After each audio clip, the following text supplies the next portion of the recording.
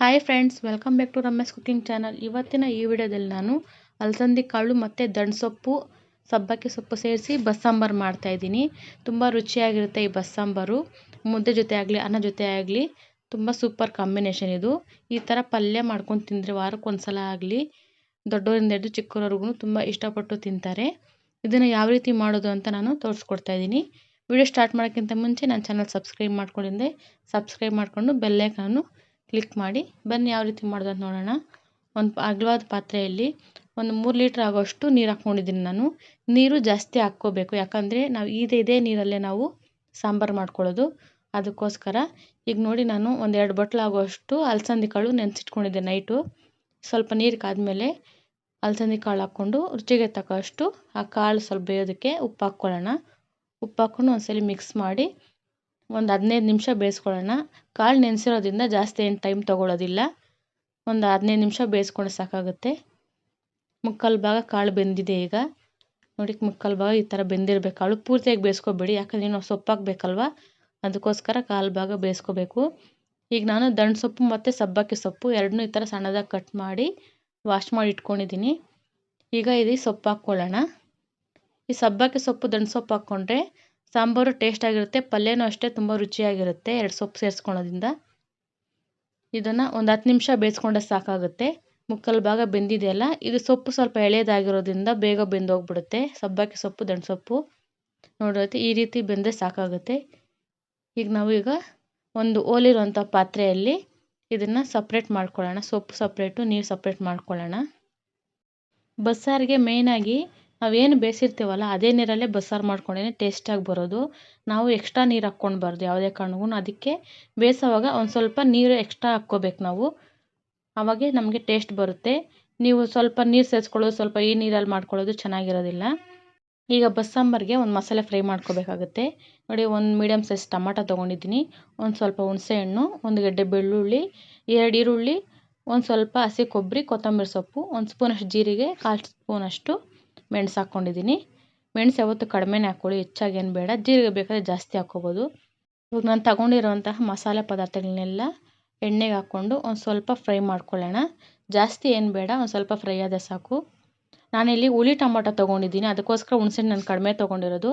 ನೀವೇನಾದರೂ farm tomato ಏನು ತೊಗೊಂಡಿದ್ರೆ ಅಂದರೆ ಹುಣಸೆಹಣ್ಣು ಸ್ವಲ್ಪ ಜಾಸ್ತಿ ಹಾಕ್ಕೊಳ್ಳಿ. ಇವಾಗ ನಾವು ಬೇಯಿಸಿಕೊಂಡಿರೋವಂತಹ ಸೊಪ್ಪನ್ನ ಹಾಕ್ಕೊಂಡು ಒಂದ್ಸಲ ಮಿಕ್ಸ್ ಮಾಡ್ಕೊಳ್ಳೋಣ. ಈಗ ಮಿಕ್ಸ್ ಆದಮೇಲೆ ತಣ್ಣಗೆ ಆಗಿಬಿಡಬೇಕು, ಒಂದು 5 ನಿಮಿಷ. ತಣ್ಣಗಾದ್ಮೇಲೆ ಮಿಕ್ಸಿ ಜಾರ್ಗೆ ಹಾಕ್ಕೊಂಡು ಈ ಮಸಾಲೆನ ರುಬ್ಕೋಬೇಕು ನುಣ್ಣಗೆ. ಇದ್ರ ಜೊತೆಲೇ ನಾವು ಸಾಂಬಾರು ಪೌಡರ್ ಒಂದು 2 ಸ್ಪೂನು, 1 ಸ್ಪೂನಷ್ಟು ಅಚ್ಚ ಖಾರದ ಪುಡಿ, ನಿಮ್ಮ ಖಾರಕ್ಕೆ ಅನುಗುಣವಾಗಿ ನೋಡಿ ಖಾರ ಅಡ್ಜಸ್ಟ್ ಮಾಡಿ ಹಾಕ್ಕೊಳ್ಳಿ. 1 ಸ್ಪೂನ್ ಹಾಕ್ಕೊತಾ ಇದ್ದೀನಿ. ಹಾಕ್ಕೊಂಡು ಲಾಸ್ಟಲ್ಲಿ ಹುಣಸೆಹಣ್ಣು ಹಾಕ್ಕೊಂಡು ಒಂದು ಸ್ವಲ್ಪ ನುಣ್ಣಗೆ ರುಬ್ಕೊಳ್ಳೋಣ. ನೋಡಿ, ಇಷ್ಟು ರುಬ್ಕೊಂಡ್ರೆ ಸಾಕಾಗುತ್ತೆ. ತುಂಬ ಫೈನ್ ಪೇಸ್ಟ್ ಏನು ಬೇಡ, ಒಂದು ಸ್ವಲ್ಪ ತರಿಯಾಗಿದ್ರೇ ಸಾಂಬಾರು ಚೆನ್ನಾಗಿರುತ್ತೆ. ಈಗ ನಾವೇನು ನೀರು ತಗೊಂಡಿದ್ದೀವಲ್ಲ, ಸೊಪ್ಪು ಬಗ್ಸಿರೋ ನೀರು, ಆ ನೀರೊಳಗಡೆ ನಾವು ರುಬ್ಬಿಕೊಂಡಿರೋಂಥ ಮಸಾಲೆ ಹಾಕ್ಕೊಂಡು ನೀಟಾಗಿ ಮಿಕ್ಸ್ ಮಾಡ್ಕೊಳ್ಳೋಣ. ಮಿಕ್ಸ್ ಮಾಡಿಕೊಂಡು ಒಂದ್ಸಲ ನೀಟಾಗಿ ಮಿಕ್ಸ್ ಮಾಡೋಣ. ನೀರಲ್ಲಿ ಮಸಾಲೆ ಹಾಕಿರ್ತೀವಲ್ಲ ಅದನ್ನು ನೀಟಾಗಿ ಮಿಕ್ಸ್ ಮಾಡ್ಕೋಬೇಕು. ನೀವು ನೋಡಿ, ಸಾರಿನ ಹದ ನೋಡಿಕೊಂಡು ನೀವು ಮಿಕ್ಸ್ ಮಾಡ್ಕೊಂಡ್ರಿ. ನಿಮ್ಗೇನಾದರೂ ಗಟ್ಟಿ ಬೇಕಾ ಇಲ್ಲ ತೆಳುವಾಗಿ ಬೇಕಾ ನೋಡಿಕೊಂಡು ಅಡ್ಜಸ್ಟ್ ಮಾಡ್ಕೋಬೇಕಾಗತ್ತೆ. ನಿಮ್ಗೇನೋ ತೆಳು ಬೇಕಂದರೆ ಒಂದು ಗ್ಲಾಸಷ್ಟು ನೀರು ಸೇರಿಸ್ಕೊಳ್ಳಿ, ಇಲ್ಲ ಮಂದ ಬೇಕು ಅಂದರೆ ಅದೇ ನೀರಿಗೆ ಸರೋಗ್ಬಿಡುತ್ತೆ. ಇವಾಗ ರುಚಿಗೆ ತಕ್ಕಷ್ಟು ಉಪ್ಪು ಹಾಕ್ಕೊಂಡಿದ್ದೀನಿ. ಅವಾಗೆ ನಾನು ಸ್ವಲ್ಪ ಬೇಯಿಸೋ ಉಪ್ಪು ಹಾಕ್ಕೊಂಡಿದ್ದೀನಿ. ಆ ನೀರಲ್ಲೂ ಉಪ್ಪಿರುತ್ತೆ, ನೋಡಿ ಉಪ್ಪು ಹಾಕ್ಕೊಳ್ಳಿ.